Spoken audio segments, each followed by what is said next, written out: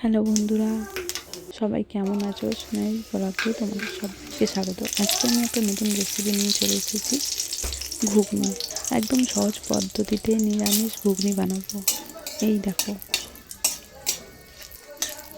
রেসিপিটা দেখে কমেন্টে জানিও কেমন লাগলো। আর নতুন নতুন রান্নার জন্য আমার চ্যানেলটাকে সাবস্ক্রাইব করে নিও, যাতে সবার প্রথমে তোমাদের কাছে নোটিফিকেশান যায়। ধন্যবাদ বন্ধুরা, সাবস্ক্রাইব করে পাশে থাকার অনুরোধ রইল।